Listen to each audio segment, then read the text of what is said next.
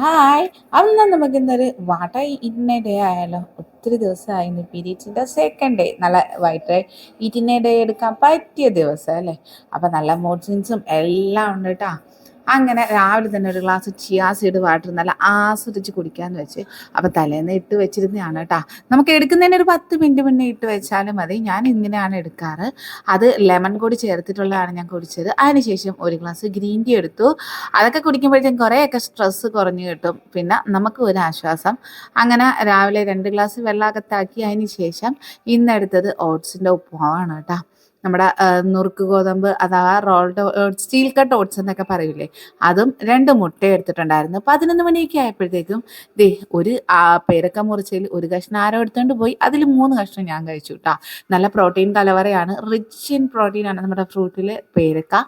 അതിനുശേഷം ഉച്ചക്ക് ലഞ്ച് എടുത്തത് ചോറ്, അല്പം കക്കയിറച്ചി, കുറച്ച് ചീരയും പയറും കൂടെ തോരൻ വെച്ചതും, കുറച്ച് സാലഡും ചമ്മന്തിയൊക്കെ ഉണ്ടായിരുന്നു. പിന്നെ പുറത്ത് പോയപ്പോഴത്തേക്കും 5 മണിയൊക്കെ ആയപ്പോഴത്തേക്കും നമ്മുടെ പൊട്ടുവെള്ളരിയില്ലേ, ഇപ്പോൾ ഈ നല്ല ചൂടിന് സുലഭമായി കിട്ടുന്ന അത് കുടിച്ചിട്ടുണ്ടായിരുന്നു. അപ്പോൾ വിത്തൗട്ടാണ്, അത് 2 സെക്ഷൻ ഉണ്ടാവാറില്ല. അപ്പോൾ അതിൽ വിത്തൗട്ട് കുടിച്ചു. ഡിന്നറായിട്ട് എടുത്തത് സ്മൂത്തിയാണ്, നമ്മുടെ നാത്തൂൻസിൻ്റെ ഡയറ്റ് സ്മൂത്തി. അപ്പോൾ ഇത്രയേ ഉള്ളൂ. ടാറ്റാ.